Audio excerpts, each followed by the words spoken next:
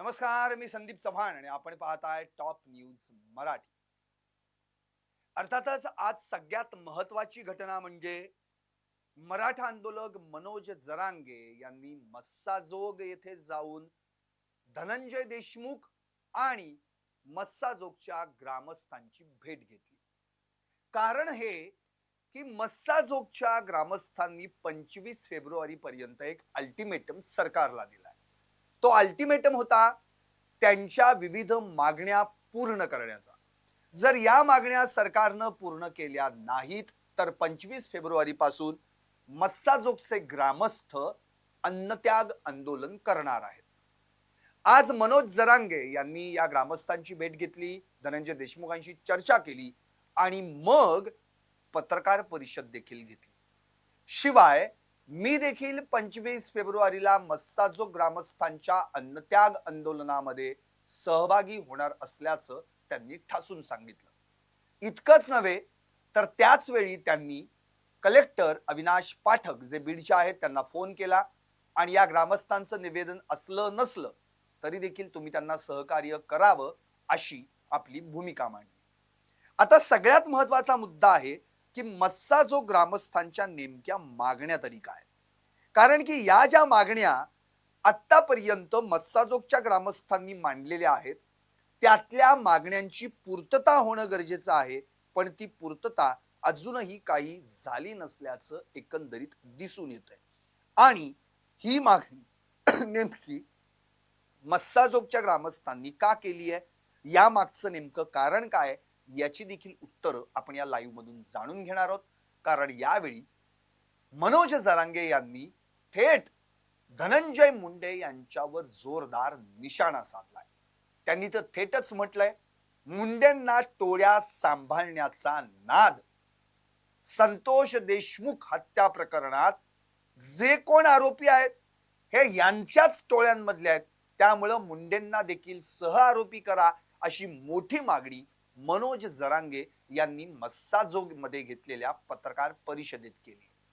म्हणजे आतापर्यंत मुंडे यामध्ये त्यांचा किती सहभाग आहे, संतोष देशमुख हत्या प्रकरणामध्ये नेमकी त्यांची भूमिका काय आहे, या संदर्भात बऱ्याच ठिकाणच्या चर्चा महाराष्ट्रातून अनेक नेत्यांनी विरोधकांनी केल्या. पण आज मनोज जरांगे यांनी थेट धनंजय मुंडेंना या प्रकरणात सह आरोपी करा अशी मागणीच केली. कालच आमदार सुरेश धस यांनी पत्रकार परिषद घेतली. धनंजय मुंडेंनी बदल्या किंवा पदोन्नतीमध्ये जो काही 100 कोटींचा घोटाळा केलाय तो देखील चव्हाट्यावर आणला. शिवाय कृषी साहित्य खरेदीमध्ये 183 कोटी 180 कोटी 83 लाख एवढा जो काही घोटाळा केलाय तो देखील अगदी विस्तृत स्वरूपात मांडला. आणि बदल्या व पदोन्नती या सगळ्यांमध्ये जी तज्ञ समिती किंवा कृषी साहित्य खरेदी संदर्भात जी तज्ञ समिती नेमली गेली त्यामध्ये देखील वाल्मिक कराडचा कसा सहभाग आहे, त्याला कसं तज्ञ म्हणून त्यामध्ये घेण्यात आलंय हे देखील म्हटलं. शिवाय सुरेश धस यांनी एक विधान केलं की आतापर्यंत बीड जिल्ह्याचं पालकमंत्री पद वाल्मिक कराडला धनंजय मुंडेंनी भाड्यानं दिलं इथपर्यंत ठीक होतं, पण आता तर वाल्मिक कराडला धनंजय मुंडे यांनी आपलं कृषी मंत्री पद देखील भाड्यानं दिलं होतं की काय, असाच थेट निशाणा त्यांनी मुंडेंवर साधला. आणि पहिल्यांदा धनंजय मुंडे यांचा राजीनामा घेण्यात यावा अशी स्वतःहून मागणी केली. आतापर्यंत ते नेहमी हात वर करायचे, धनंजय मुंडेंचा राजीनामा मी कुठे मागतोय, बाकीचे मागतायत. पण यावेळी सुरेश धस यांनी आपली पुढची भूमिका काय ती स्पष्ट केली. कारण भेटी आधी त्यांनी केलेले आरोप, भेटीनंतरचे केलेले आरोप याच्यामध्ये काही डिफरन्शिएट जाणवल्यानं त्यांच्या लक्षात आलं की आता आपण मुंडेंचा राजीनामा देखील मागायला हवा. बर, हे झालं सगळं सुरेश धस यांच्या कालच्या सगळ्या बोलण्याचा सारांश. आज काय घडलं ते अत्यंत महत्वाचं आहे. मस्साजोगला उद्या सुरेश धस जाणार आहे, पण आज ग्रामस्थांचं म्हणणं ऐकून घेण्यासाठी मनोज जरांगे देखील गेले होते. आणि ज्या काही ग्रामस्थांच्या मागण्या त्या देखील त्यांनी पुन्हा एकदा सरकारसमोर मांडल्यात आणि त्या पूर्ण करण्यासाठी प्रयत्न करावेत, तातडीनं पावली उचलली जावीत असं देखील सरकारला सुनावलंय. त्यांनी काय सगळ्यात महत्वाचा मुद्दा म्हटलाय तो फार एक अतिशय वेगवेगळे पॉइंट्स त्यांनी मांडले. संतोष देशमुख हत्या प्रकरणात एक नव्हे दोन नव्हे तब्बल 200हून जास्त लोक सहभागी असल्याचं त्यांनी या ठिकाणी म्हटलं. तब्बल 200हून जास्त. त्यातले 70-80 लोकांची नावं तर मीडियानेच बाहेर काढली. त्यामुळे मीडियाचं त्यांनी यावेळी कौतुक केलंच. पण उरली सुरली जी गँग आहे, उरली सुरली जी बी टीम आहे, ती आता खरं तर यावेळी सरकारनं शोधून काढावी आणि त्यांना जेलमध्ये टाकावं असं म्हटलं. खरं तर जेवढा पाहिजे तेवढा सपोर्ट सरकारकडून अजून तपास यंत्रणेंना मिळालेला नाही असं त्यांचं म्हणणं आहे. जर तेवढा सपोर्ट दिला गेला किंवा तेवढी सूट दिली गेली तपास यंत्रणेला तर 100% अर्ध जेल बीडचं भरल्याशिवाय राहणार नाही असं देखील त्यांनी यावेळी म्हटलं. शिवाय आणखी त्यांनी काय म्हटलंय तर जे सह आरोपी करायचे त्यामध्ये आता धनंजय मुंडे यांचं नाव पण यायला पाहिजे. कारण की मुंडेंना टोळ्या चालवण्याचा नाद आहे आणि या सगळ्या टोळ्यांमधलेच आरोपी आता कोठडीत आहेत आणि जे बाहेर बोंबलत फिरतायत मोकाट फिरतायत ते देखील मुंडेंच्याच सहवासातले निकटवर्तीय जवळचे टोळींमधले आहेत. त्यामुळं त्यांना पहिल्यांदा पकडा. आता त्यांनी एवढंही म्हटलं वाल्मिक कराड त्यांनी असं म्हटलं की मुळातच धनंजय देशमुखांनी एक संशय व्यक्त केलाय तो ऐकूनच मला धक्का बसला. धनंजय देशमुखांनी काय संशय व्यक्त केलाय तर वाल्मिक कराडला रोज कोणतरी किंवा इतर आरोपींना रोज कोणतरी तुरुंगात भेटायला जातं असा संशय धनंजय देशमुखांनी व्यक्त केलाय. त्यामुळे यामागचं नेमकं गौड बंगाल काय ते शोधून काढलं पाहिजे. म्हणून या ठिकाणी मनोज जरांगेंनी अशी मागणी केली की वाल्मिक कराडला गाड्या पुरवणारा, वाल्मिक कराडला आपल्या गाडीनं थेट पुण्यातल्या सीआयडी ऑफिस पर्यंत नेणारा पोचवणारा त्याला शरण येण्यास मदत करणारा म्हणजे तिथं जाईपर्यंत मदत करणारा तो जो शिवलिंग मोराळे आहे त्याला सहआरोपी करा. प्रशांत महाजन जो पीआय होता केज मध्ये होता त्यानंतर त्याची ट्रान्सफर करण्यात आली. या व्यक्तीला याच्यातली बरीचशी माहिती आहे. केवळ ट्रान्सफर करून चालणार नाही, त्याला देखील आत घ्या, त्याची देखील चौकशी करा, त्याला देखील सहआरोपी करा. आणखी एक महत्वाचा मुद्दा राजेश पाटील जो आता निलंबित आहे ज्याचे मैत्रीपूर्ण संबंध संतोष देशमुख कुटुंबाशी होते पण नंतर मित्राचाच त्यानं घात केला, शिवाय चुकीच्या डायरेक्शन्स दिल्या, शिवाय 29 नोव्हेंबरच्या केज मधल्या फुटेज मध्ये देखील तो या सगळ्या चांडाळ चौकडी सोबत होता. इतकंच नव्हे तर 8 डिसेंबरला म्हणजे संतोष देशमुख यांची हत्या होण्यापूर्वी एक दिवस अगोदर केज मधल्याच एका उडपी हॉटेलमध्ये हा सुदर्शन घुले या मुख्य आरोपी सोबत बसला होता. त्याचं देखील फुटेज बाहेर आलेलं आहे. त्यामुळे त्याला देखील आत घ्या, त्याला देखील सहआरोपी करा, त्याची देखील चौकशी करा अशी देखील मागणी यावेळी केलेली आहे. दुसरी गोष्ट का आता आणखी एक पुढे सांगितलं त्यांनी म्हणजे जी गाडी या वाल्मिक कराडला मोठ्या थाटात रुबाबात सीआयडीला शरण जाण्यासाठी घेऊन गेली होती आता ती गाडी पोलिसांनी झाकून ठेवली आहे म्हणे. चांगलं त्यावर झाकण टाकलंय का खराब होऊ नये ना, उन्हात कलर उडू नये वगैरे. अरे एवढं काय त्या गाडीमध्ये, ती कोणाची, एवढा कोण आहे तो? त्या शिवलिंग मोराळेला आत घ्या, सहआरोपी करा असं देखील त्यांनी म्हटलंय. का तर बाबा त्या गाडीला वाल्मिक कराडचे पाय लागलेत ना त्यामुळे कदाचित त्याला एवढं भारी वाटलेलं आहे. अरे वाल्मिक कराड कोठडीत आहे, याचे त्याचे जे सहआरोपी फिरतायत. अनेक दिवस मस्साजोगचे ग्रामस्थ सांगतायत की यादना सगळ्यांना आत घ्या, सहआरोपी करा. त्यातलाचा शिवलिंग मोराळे त्याला आत घ्या.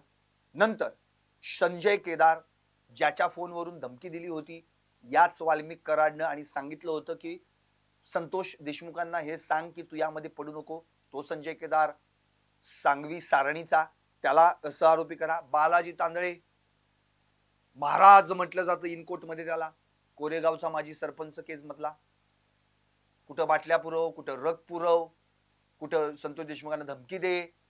पुन्हा त्या 29 नोव्हेंबरच्या फुटेजमध्ये पण तोच. 6 डिसेंबरला ज्या आरोपींनी मारहाण केली होती त्या वॉचमनला त्यांना जामीन मिळवून देण्यास सुद्धा बालाजी तांदळेच. या कोठडीमध्ये वाल्मिक कराडला भेटायला सुद्धा बालाजी तांदळे. हा का मोकाट फिरतोय, याला का असा बाहेर ठेवलेला आहे, त्याला देखील सहआरोपी करा. कारण काय त्यांना म्हणजे एसीत ठेवले होते ना सगळे, कोठडीत एसी होती आणि त्या एसी मध्ये थंडी वाजत होती म्हणून या सगळ्या आरोपींना हा रग पुरवायला गेला होता. काय अंगाचा रग आहे त्याच्या असं देखील या ठिकाणी मनोज जरांगेंनी म्हटलं. त्यामुळे बालाजी तांदळे देखील सहआरोपी करा. तो गोट्या गित्ते वाल्मिक कराड अण्णा आमचा भगवान असं रील करून टाकलं होतं त्यांनी आणि वाल्मिक कराडच्या ताफ्यात पोलिसांच्या मागे हा देखील होता. 307 बापू आंधळेंच्या त्या हत्या प्रकरणात 307 मध्ये देखील तो आहे. मग या सगळ्या आरोपींना कोणत्याही परिस्थितीत ताब्यात घ्या, सहआरोपी करा अशी मागणी यावेळी धनंजय देशमुखांना भेटायला गेलेल्या मनोज जरांगे यांनी केली आहे. आणखी एक मुळातच दत्तात्रय बिकट, गोरख फड, रमेश गुले अशी काही नावं आहेत, बरीचशी नावं या ठिकाणी त्यांनी सांगितली, त्यांना देखील सहआरोपी करा. नंतर चार्जशीट मध्ये छेडछाड होऊ शकते असा धोका देखील मनोज जरांगे यांनी यावेळी व्यक्त केला आहे. म्हणजे जे काही चार्जशीट यांच्यावर दाखल होणार आहे त्यामध्ये कदाचित छेडछाड होऊ शकते, फेरफार होऊ शकतो. आणि धनंजय देशमुखांनी यावेळी बोलताना एक महत्वाचा मुद्दा मांडला, तो म्हणजे आम्हाला या मागण्या मांडल्यानंतर कुणीही भेटायला आलं नाही, फक्त एक पोलीस निरीक्षक तेवढे भेटायला आले. या पलीकडे ना कुठलं शिष्टमंडळ ना सरकारकडून कुणी आलं, आम्हाला कुणीही भेटलं नाही. दुसरी गोष्ट त्यांनी जी मांडली ती अत्यंत महत्वाची आहे, ती म्हणजे 5व्या दिवशी सीआयडी कडे तपास जो दिला गेला घाईघाईनं, त्या 5 दिवसांमध्ये म्हणजे 6 डिसेंबर ते 11 डिसेंबर या 5 दिवसात नेमकं काय घडलेलं आहे त्याचं इन्व्हेस्टिगेशन होणं गरजेचं आहे, अशी मागणी धनंजय देशमुखांनी यावेळी केली होती. आणखी एक खरं म्हणजे यांनी या ठिकाणी स्पष्ट म्हटलेलं आहे मनोज जरांगेंनी, कारण की पोलीस तपासात हे पुढे आले की आरोपींनी अपहरण आणि हत्या ज्यावेळी संतोष देशमुखांची केली त्याच दिवशी कोणत्या तरी एका बड्या नेत्याला आपल्या फोनवरून फोन केला होता. तो बडा नेता कोण, त्या चौकशीसाठी या सगळ्या या जे कोण कोठडे आहेत त्यांची पुन्हा एकदा चौकशी करा. आणि हा जर धनंजय मुंडेच जर हे नेते असतील, बडे नेते, तर त्यांना सहआरोपी करायला काय हरकत आहे असं देखील त्यांनी म्हणालेलं आहे. शिवाय मग ते मंत्री असले म्हणून काय झालं, त्यांना म्हणून अटक होत नाही का, म्हणून त्यांना आरोपी केले जात नाही का, असं देखील सवाल या ठिकाणी मनोज जरांगे यांनी विचारलेला आहे. शिवाय त्यांनी मग यावेळी जे अंतरवाली सराटीमध्ये जो गोळ्या झाडण्यात होता, लाठीचार्ज झाला होता मराठा आंदोलकांवर, ते सगळे मुद्दे बाहेर काढले. त्यावेळी महिलांना मारण्यात आलं, डोकी फोडली गेली त्यांची, शिवाय पायात गोळी घातली, इकडून घातल्यानंतर तिकडून निघाली अशी परिस्थिती त्यांची झालेली आहे. त्यामुळे जे तसं घडलं तसंच मस्साजोग मध्ये देखील या ठिकाणी घडलेलं आहे. आणि एवढं घडून सुद्धा 307 120 आमच्यावरच दाखल केले गेले. त्यामुळं या संदर्भात देखील त्यांनी मुद्दे उपस्थित केलेले आहेत. दुसरं म्हणजे जे खून करणाऱ्या ना सहकार्य करतात ते सहआरोपी का होऊ शकत नाहीत असा सवाल त्यांनी या माध्यमातून खरं तर विचारलेला आहे. शिवाय तो डॉक्टर वायबसे, अरे तो काय म्हणजे होता डॉक्टर, झाला मुकादम, हे काय लोक खालून वर जातात, वरून खाली आला, नेमकं काय घडलं याच्या बाबतीत, याला मुकादम का व्हावंसं वाटलं, एवढं काय टोळीशी याचा संपर्क होता, तो सुधीर सांगळे, सुदर्शन गुले, एवढं काय त्याला भारी वाटलं मुकादम होण्याचं, हे देखील कारण शोधून काढली पाहिजे आणि त्याला देखील आत घेतला पाहिजे. आणि शिवाय असंही म्हटलं त्यांनी, उद्यापासून सोडा, आजच तपास यंत्रणेना आदेश द्यायला लावा. मुख्यमंत्र्यांनी जर या सगळ्यांना सहआरोपी करून आत घेतलं तर आम्ही तुमची पाठ थोपटू, अख्खे मस्सा जो ग्रामस्थ आणि मी स्वतः येईन आणि तुमची पाठ थोपटेन, असं देखील त्यांनी म्हटलेलं आहे. शिवाय धनंजय देशमुखांचं कुटुंब उपोषणाला बसणं, मस्साजोगचे ग्रामस्थ उपोषणाला बसणं हे कितपत योग्य आहे, हे जर तसं घडलं तर मग अख्ख्या महाराष्ट्रात गैरसमज पसरेल की तपास यंत्रणा असो किंवा सरकार असो गांभीर्याने हा विषय घेत नाहीये. त्यामुळं धनंजय कुटुंबियांच्या खरं म्हणजे कुटुंबाला, धनंजय देशमुखांच्या कुटुंबियाला उपोषणास बसण्यास भाग पाडू नका, ते योग्य वाटणार नाही, तशी वेळ येऊ देऊ नका, असं देखील त्यांनी म्हटलंय. आणि मी देखील स्वतः या उपोषणामध्ये सहभागी होणार आहे, असं देखील त्यांनी म्हटलंय. शिवाय त्यांच्या मागण्या, मस्साजो ग्रामस्थांच्या मागण्या त्या पूर्ण करणं गरजेचं आहे. आणि शेवटी जाता जाता त्यांनी एक अत्यंत महत्वाचा मुद्दा मांडला, तो मुद्दा म्हणजे गाडी कळंबकडे का वळवण्यात आली, जी गाडी, जी अँब्युलन्स केजमध्ये येणं गरजेचं होतं ती कळंबकडे का वळवण्यात आली, मग कुठल्या पोलिसांनी ही गाडी वळवली, त्या पोलिसांना कोणी फोन केला, कारण की त्यांना फोन आल्याशिवाय ते कळंबकडे जात होते का, याचा अर्थ त्यांना काही थेट नेत्यांनी कुठल्या फोन केला नसेल, नेत्यांनी बड्या पोलीस अधिकाऱ्याला फोन केला असेल आणि त्या बड्या पोलीस अधिकाऱ्यांनी या पोलिसांना फोन केला असेल. त्यामुळे ही जी काही चेन आहे हे सगळे आरोपी शोधून काढा, त्यांना देखील सहआरोपी करा, असं देखील यावेळी त्यांनी म्हटलेलं आहे. एकंदरीतच मनोज जरांगे आणि सुरेश धस यांच्यात जरी वितुष्ट आलं असलं तरी देखील मनोज जरांगे देखील संतोष देशमुख कुटुंबियाला न्याय मिळवून देण्यासाठी झगडतात आणि सुरेश धस देखील काहीही झालं तरी मी या प्रकरणामध्ये शेवटच्या क्षणापर्यंत संतोष देशमुख यांच्या सोबत असेन, जोपर्यंत आरोपींना फाशी होत नाही तोपर्यंत, असं देखील म्हणतात. त्यांनी एवढं देखील म्हटलं, धनंजय देशमुख आणि मस्साजोगच्या ग्रामस्थांनी माझ्यावर विश्वास टाकलेला आहे, त्यामुळे मला आता बाकीची काही चिंता नाही, मी या प्रकरणामध्ये जास्तीत जास्त पद्धतीनं लढणार आहे जसा पूर्वी लढत होतो. त्यामुळे या सगळ्या गोष्टींचा विचार करता भले आता सुरेश धस आणि मनोज जरांगे यांच्यात वितुष्ट आलं असलं, हे भले एकमेकांना भेटत नसले, हे भले एकमेकांशी बोलत नसले, तरी देखील म्हणजे मनोज जरांगे, सुरेश धस यांच्याबद्दल बोलत होते, की अख्ख्या मराठ्यांनी तुम्हाला कितीतरी जीव लावला आणि तुम्ही काय केलं? तुम्ही विश्वासघात केला. पण सुरेश धस मात्र त्याच्यावर प्रत्युत्तर त्यांना करत नाही. ते इतकंच म्हणतायत, की मनोज जरांगे हे तमाम मराठ्यांचं आमचं दैवत आहे. त्यामुळं मी त्यांच्याविषयी काही बोलणार नाही. त्यामुळे आता सुरेश धस आणि मनोज जरांगे भले वेगवेगळ्या नावेत असले तरी त्यांचा प्रवास मात्र संतोष देशमुखांना न्याय मिळवून देण्यासाठी आहे. हे तरी अख्ख्या महाराष्ट्राला कळलेलं आहे. सुरेश धस यांनी त्यांच्या बाजूनं त्यांच्या पद्धतीने लढाई लढावी. मनोज जरांगे हे त्यांच्या पद्धतीने लढाई लढतील. या सगळ्यात महत्त्वाचा एकच मुद्दा म्हणजे आता थेट इकडे सुरेश धसांनी धनंजय मुंडेंचा राजीनामा मागितलाय आणि इकडे मनोज जरांगे यांनी धनंजय मुंडेंना संतोष देशमुख हत्या प्रकरणात सहआरोपी करा अशी भूमिका घेतलेली आहे. त्यामुळे आता धनंजय मुंडेंवरचं वाढतं प्रेशर आणि आता सरकार नेमकं हे प्रेशर कसं रिलीज करणार? धनंजय मुंडेंना खरंच राजीनामा द्यायला सरकार भाग पाडणार का धनंजय मुंडेंना आता नैतिकता आठवून आणि मग नैतिकता आठवली म्हणून मी आता त्या माध्यमातून ते राजीनामा देणार? याची उत्तरं या आता महाराष्ट्राला अपेक्षित आहेत. त्यामुळे नेमकं काय होणार आहे? मुंडेंना टोळ्यात चालवण्याचा नाद असं जरांगेंनी म्हटलंय. त्यांना सहआरोपी करण्याची गरज आहे असं देखील जरांगेंनी म्हटलेलं आहे. आता 2-3 दिवस राहिले अल्टिमेटम संपायला. अर्थातच 21 तारीख आहे आजची, 22, 23, 24 3 दिवसानंतर 25 तारखेला अल्टिमेटम संपतोय आणि मग मस्साजोग ग्रामस्थांचं आंदोलन सुरू होणार आहे, अन्नत्याग आंदोलन सुरू होणार आहे. त्यावेळी मात्र सरकारला जे प्रेशर वाढेल सरकारवर ते रिलीज करण्याची अडचण निर्माण होऊ शकते. म्हणून सरकारनं आधीच मस्साजोग ग्रामस्थांच्या मागण्या पूर्ण कराव्यात यासाठी प्रयत्न करणं अत्यंत गरजेचं आहे. पाहत रहा टॉप न्यूज मराठी, आपला महाराष्ट्र, आपली बात.